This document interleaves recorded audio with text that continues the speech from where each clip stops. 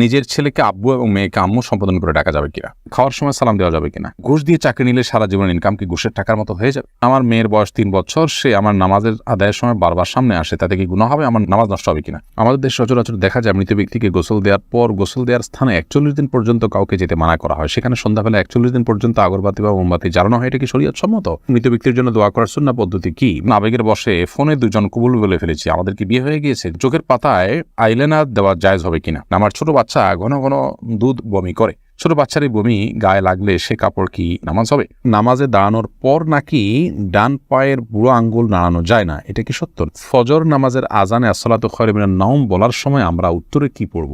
অনেক বয়স হওয়ার পরও আমার বড় ভাই বিয়ে করছে না, পরিবার চাচ্ছে আমাকে বিয়ে করাতে, কিন্তু আমি সমাজের মধ্যে লজ্জিত হয়ে যাচ্ছি, আমার কি করণীয়? চলুন তাহলে আর বিলম্ব না করে আপনাদের প্রশ্নের উত্তর দেওয়ার আলোকিত ভবনে আমরা প্রবেশ করি এবং শুরু করি আমরা প্রশ্নোত্তর দেওয়ার পালা। আবু রেজা ইনুর আপনি লিখেছেন, আমার ছোট বাচ্চা ঘন ঘন দুধ বমি করে, ছোট বাচ্চার এই বমি গায়ে লাগলে সে কাপড় কি নামাজ হবে? বাচ্চা যদি বমি করে এবং সেটা আপনার কাপড় লেগে যায়, অবশ্যই যে অংশে লাগবে সে অংশ নাপাক হবে, অংশ আপনি ধুয়ে ফেলবেন, বাকি কাপড় পাক আছে বাকি থাকবে, যেটুকু লাগবে সেটুকু ধুয়ে ফেললে পাক হয়ে যাবে। এইচএস সাথে আপনি লিখেছেন, পার্লারে কোকড়া চুল সোজা করলে কি গুনাহ হবে? কোকড়া চুল আপনার যদি মনে করেন যে এটা আপনার সৃষ্টিগত একটা সমস্যা, আপনার এটা রোগের মতো অস্বাভাবিকতা আছে এর মধ্যে, তাহলে সেক্ষেত্রে এটা সোজা করার জন্য আপনি চেষ্টা করলেন এবং ব্যবস্থা নিলেন, তাতে ইনশাআল্লাহ গুনাহ হবে না। রেজাউল আমিন আপনি লিখেছেন, অনেক বয়স হওয়ার পরও আমার বড় ভাই বিয়ে করছে না, পরিবার চাচ্ছে আমাকে বিয়ে করাতে, কিন্তু আমি সমাজের মধ্যে লজ্জিত হয়ে যাচ্ছি, আমার কি করণীয়? লজ্জিত হওয়ার কিছু নেই। বিয়ে বড় ভাইয়ের আগে ছোট ভাই করলে যে কোনো গুনাহ হয় এরকম না, এটাকে দোষণীয় মনে করাটা আমাদের সমাজের ত্রুটি বরং। অতএব এই সমাজের ভুল ভাঙার চেষ্টা করাটা দোষণীয় কিছু না। আপনার পরিবার যে আপনাকে বিয়ে করতে চাচ্ছে এটাই তো শুকর আদায় করার মতো বিষয়। যে অনেক পরিবার তো বড় ভাই বিয়ে না করলে ছোট ভাইকে আটকে রাখেন, আপনার বড় ভাই আটকাচ্ছে না, আমার মনে হয় আপনার বিয়ে করতে আগ্রহী হওয়া উচিত। নারুজ্জামান সরকার এর থেকে আপনি লিখেছেন, ঘুষ দিয়ে চাকরি নিলে সারা জীবনের ইনকাম কি ঘুষের টাকার মতো হয়ে যাবে?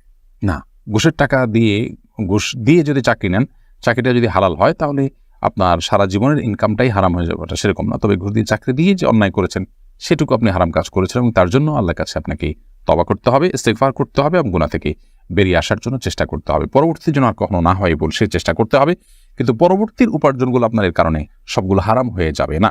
শিহাব আপনি লিখেছেন, খাওয়ার সময় সালাম দেওয়া যাবে কিনা। খাওয়ার সময় সালাম দেওয়া নেওয়াতে মৌলিকভাবে কোনো অসুবিধা নেই, যদি ডিস্টার্ব ফিল না করেন যাকে সালাম দিয়েছেন তিনি, তাহলে সেক্ষেত্রে খাওয়ার ফাঁকে ফাঁকে আমরা কথা বললে সেটা যেরকম নাজায়েজ নয়, ঠিক সালাম আদান প্রদান করলে সেটা নাজায়েজ নয়। আমরা অনেকে মনে করি খাওয়া আর ইবাদত করা সমান, খাওয়া আর নামাজ পড়া সমান, এরকম অনেক মুখরোচক কথা বা অনেক বলি আমরা শুনতে পাই, এগুলোর কোনো ভিত্তি নেই। নামাজ এরকম কথা বলা যায় না, সালাম দেওয়া যায় না, খাওয়ার সেরকম কথা বলা যাবে না, বোবার মতো বসে খেতে হবে এবং সালাম দেওয়া যাবে না, এরকমটা আমরা অনেকে মনে করি, এটা সঠিক নয়। আশরাফুল হক শুভ আপনি জানতে চেয়েছেন, আমাদের দেশ সচরাচর দেখা যায় মৃত ব্যক্তিকে গোসল দেওয়ার পর গোসল দেওয়ার স্থানে 41 দিন পর্যন্ত কাউকে যেতে মানা করা হয়, সেখানে সন্ধ্যাবেলা 41 দিন পর্যন্ত আগরবাতি বা মোমবাতি জ্বালানো হয়, এটা কি শরীয়ত সম্মত? কোনো জায়গায় মৃত ব্যক্তিকে গোসল দেওয়া হলে সেখানে এই প্রথাটি আমাদের সমাজে অনেক ক্ষেত্রেই প্রচলিত আছে, যে আগরবাতি বা মোমবাতি ইত্যাদি সেখানে আপনার জ্বালানো হয় এবং সন্ধ্যাবেলা 41 দিন পর্যন্ত এই কাজটি করা হয়, কেউ সেখানে যেতে চাইলে নিষেধ করা হয়। এটি সম্পূর্ণ কুসংস্কার এবং এ ধরনের বিশ্বাসগুলো শিরকি বিশ্বাস, কুসংস্কারচ্ছন্ন বিশ্বাস। এর বেশিরভাগই এসছে হিন্দু সমাজ থেকে। একজন মুসলমানের এই সমস্ত কুসংস্কারকে বর্জন করা উচিত। যেখানে গোসল দেওয়া হবে সে জায়গার বিশেষ কোনো বিধান নাই, সেটা অন্য 10টা জায়গার মতোই একটি জায়গা। এমনি আরিফুল ইসলাম জানতেছেন, মৃত ব্যক্তির জন্য দোয়া করার সুন্নাহ পদ্ধতি কি? মৃত ব্যক্তির জন্য আল্লাহ তাআলার কাছে সাধারণভাবে দোয়া করবেন, আল্লাহ আপনি তাকে মাফ করুন, ক্ষমা করুন, ইস্তেগফার করবেন, কায়মন ওয়াক্যে আল্লাহর কাছে তার পক্ষ হয়ে সুপারিশ করবেন, ক্ষমা চাইবেন। এসএচ রুবেল, এছাড়া বিশেষ কোনো পদ্ধতি নেই, একত্র হতে হবে, লোকজন জড়ো করতে হবে, হুজুরদেরকে নিয়ে আসতে হবে, এমন কোনো কথা কোরআন হাদিসে আমাদেরকে বলা হয়নি। আমির আনুর আপনি লিখেছেন, চোখের পাতায় আইলাইনার দেওয়া জায়েজ হবে কিনা। আপনি আইলাইনার যদি দেন বা সাজসজ্জার জন্য দেন তাহলে সেক্ষেত্রে চোখের সৌন্দর্য বৃদ্ধি করার উদ্দেশ্যে দিতে পারেন, স্বামী থাকলে স্বামীকে প্রদর্শন করবার জন্য, কিংবা মাহারামদের সামনে শুধুমাত্র এটি প্রদর্শিত হবে। আর যদি রাস্তাঘাটে গায়ে মাহারামদের সামনে এটি প্রদর্শন করার উদ্দেশ্য হয় বা ওপেন সবার জন্য আপনি নিজের সৌন্দর্যকে প্রকাশ করার উদ্দেশ্যে দিয়ে থাকেন, তাহলে সেক্ষেত্রে এটা নাজায়েজ এবং গুনাহ হবে।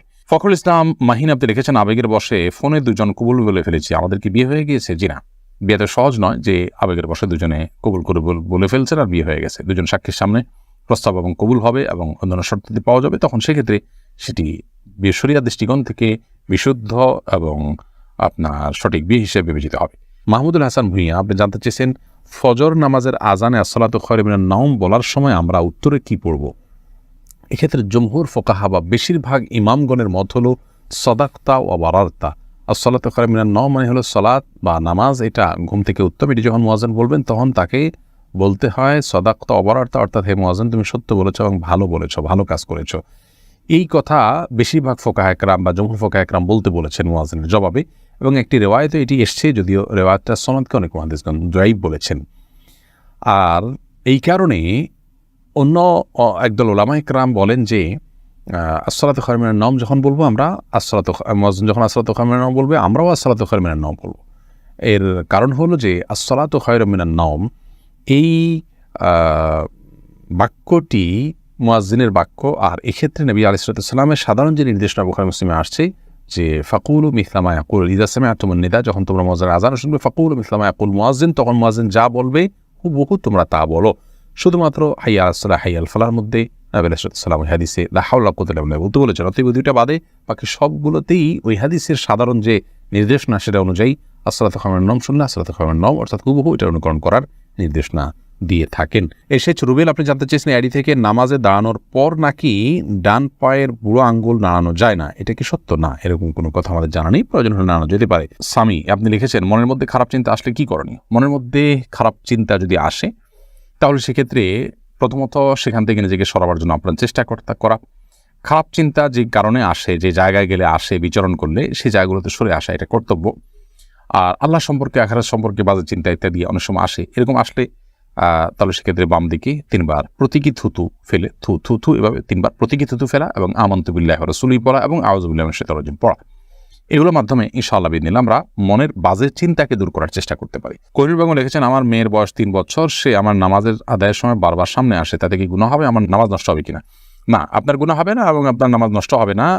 তবে ছোট বাচ্চা আপনার নামাজের খুব বেশি সমস্যা তৈরি করবে এরকম মনে হলে অন্য কেউ থাকলে তাদেরকে দিয়ে তাকে ধরে রাখার বা তাকে নিয়ন্ত্রণ করার ন্যূনতম চেষ্টা করা উচিত। আব্দুর রহমান জানতে চেয়েছেন আমি একজন দর্জি, মহিলাদের পোশাক তৈরি করি, আমি যদি কোনো মহিলাকে তার ইচ্ছা মতো ডিজাইন জামা বানিয়ে দিই আর সে যদি সেটা পরে বেগানা পুরুষের সামনে যায়, দিকে আমার পাপ হবে? যদি এমন হয় যে পোশাকটা বানানোই হচ্ছে পাপের কাজের জন্য আপনি জানেন, তাহলে সেক্ষেত্রে তাকে সহায়তা হবে তার সেটা তৈরি করে দিলে। সেজন্য এটি তৈরি করার ক্ষেত্রে আপনি ডিনাই করা উচিত, এতটুকু এখতিয়ার অধিকার আপনার থাকা উচিত এবং ইমানি গায়রত যেটাকে বলে ইমানি আত্মসম্মান বোধ সেটা আপনার থাকা উচিত।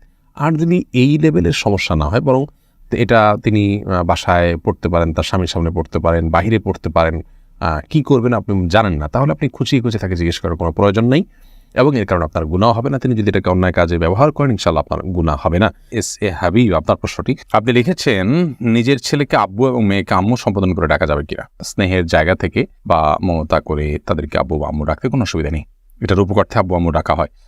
আব্বু আম্মু ডাকার মানে এই না যে আমার কাগজে কলমে জন্মদাতা পিতা বা মাতা হিসেবে তাদেরকে ঘোষণা দিলাম, এরকম তো আর কেউ করে না। অতএব স্নেহের বসে তাদেরকে আব্বু কিংবা আম্মু ডাকাতে কোনো সমস্যা নেই।